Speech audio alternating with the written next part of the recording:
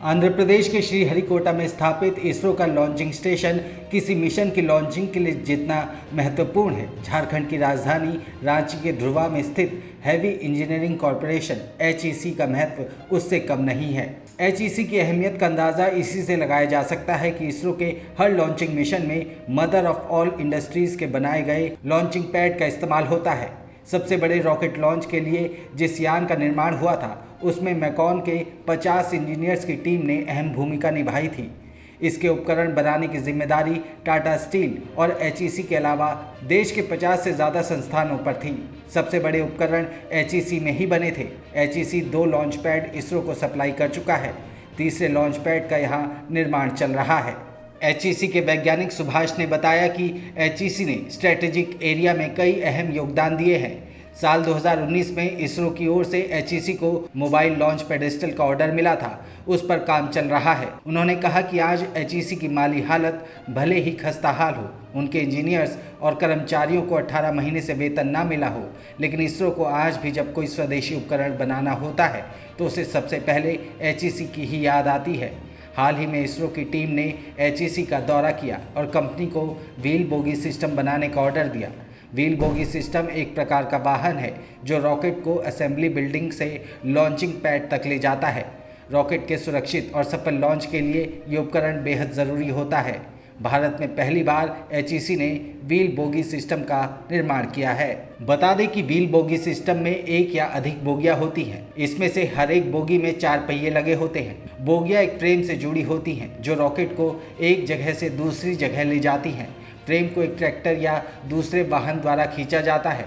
इसके निर्माण के लिए HEC का चयन इसलिए किया गया है क्योंकि HEC ने इसरो के लिए अब तक जो भी उपकरण बनाए हैं वो भारतीय अंतरिक्ष अनुसंधान यानी कि इसरो के मानक पर खरे उतरे हैं। व्हील बोगी सिस्टम को बहुत ज़्यादा मजबूत और टिकाऊ होना चाहिए और इसलिए इसरो झारखंड की HEC पर भरोसा करता है। शिल्पकारों की कला जीवित रहे, इस उद्देश्य से मुख्यमंत्री हेमंत सोरेन के निर्देश पर जिला प्रशासन की टीम जमशेदपुर के बोडाम प्रखंड स्थित अंधारझोर गांव पहुंची। मुख्यमंत्री को जानकारी मिली थी कि उस गांव के ग्रामीणों को आवास, पेंशन, राशन समेत दूसरी योजनाओं का लाभ नहीं मिल रहा है।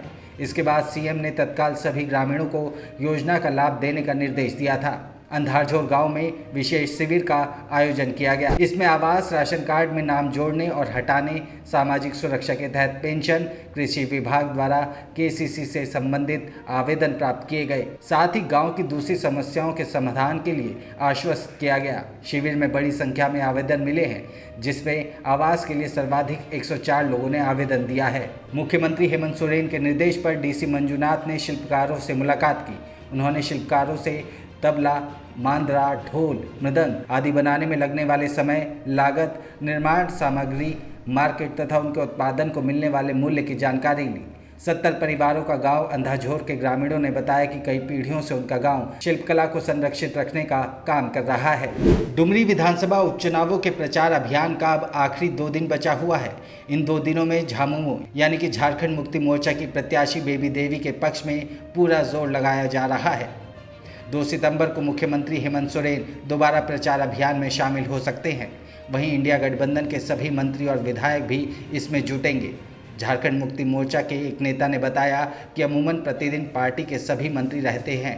गठबंधन के सभी सहयोगी दल के नेता भी निरंतर अभियान में लगे हुए हैं, लेकिन आखिरी 2 दिनों में विधानसभा क्षेत्र की हर पंचायत, हर प्रखंड में अभियान तेज होगा। 2 और 3 सितंबर को मुख्यमंत्री हेमंत सोरेन समेत मंत्री चंपई सोरेन, हफीजुल अंसारी, आलमगीर आलम, मिथिलेश ठाकुर, बन्ना गुप्ता और बादल भी अलग अलग क्षेत्रों में अभियान चलाएंगे। इसके अलावा विधायक सुदीप कुमार सोनू, कुमार जयमंगल, सविता महतो, इरफान अंसारी, विनोद सिंह, मथुरा महतो, दीपिका पांडे, अंबा प्रसाद भी अलग अलग इलाकों में रहेंगे। पार्टी के प्रमुख नेता भी अभियान को गति देते रहेंगे। इसमें प्रदेश कांग्रेस अध्यक्ष राजेश ठाकुर, केशव महतो कमलेश, झामुमो के महासचिव विनोद पांडे, फागू बसेरा समेत दर्जनों नेता अभियान चलाएंगे। 3 सितंबर को मुख्यमंत्री हेमंत सोरेन डुमरी में रोड शो भी कर सकते हैं। हालांकि ये अभी तक तय नहीं है। मुख्यमंत्री के कार्यक्रम के अनुरूप इसे तय किया जाएगा। वहीं आजसू पार्टी की प्रत्याशी यशोदा देवी के पक्ष में चुनाव प्रचार करने के लिए शनिवार को भाजपा के 3 पूर्व मुख्यमंत्री क्षेत्र का दौरा करेंगे। तीनों पूर्व मुख्यमंत्री अलग अलग मंडलों में चुनाव प्रचार करेंगे। इस दौरान नुक्कड़ सभा भी आयोजित की जाएगी। डुमरी उपचुनाव को लेकर सत्ता पक्ष और विपक्ष पूरी ताकत झोंक रहा है। सभी अपने अपने प्रत्याशी को जिताने में जुट गए हैं। इस कड़ी में एनडीए प्रत्याशी यशोदा देवी के पक्ष में शुक्रवार को बोकारो के नवाडीह स्थित भलमारा, नवाडीह, चिरूडीह, परसबानी, ढैयारी और आराडीह में नुक्कड़ सभा संबोधित करते हुए आज सुप्रीमो सुदेश महतो ने कहा कि हेमंत है तो हिम्मत है का नारा देकर सत्ता में आने वाली सरकार जनता की हिम्मत तो नहीं बढ़ा सकी, लेकिन अपराधियों का हौसला बुलंद है। यही इस सरकार की सबसे बड़ी उपलब्धि है। आजसू सुप्रीमो ने कहा कि राज्य के लिए जिन लोगों का कोई समर्पण और कर्तव्य बोध नहीं है, वैसे लोग सत्ता में बैठे हुए हैं। इनकी सोच में राज्य सेवा नहीं बल्कि परिवार सेवा है। डुमरी को भयमुक्त और विकास युक्त बनाना ही हमारा लक्ष्य है। उन्होंने कहा कि जेएमएम की सरकार का जाना तय है।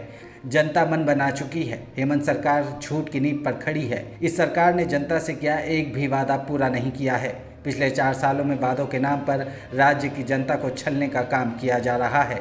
डुमरी का उपचुनाव भी ये लोग विकास पर नहीं बल्कि झूठ और आतंक के जोर पर लड़ना चाहते हैं। आजसू सुप्रीमो ने कहा कि मेरे गांव आने के 2 मकसद हैं। पहला, जेएमएम के शासनकाल का चेहरा दिखाना चाहता हूं, और दूसरा, 2019 में जिन संकल्प के नाम पर ये सरकार बनी थी उसका चेहरा कैसा है।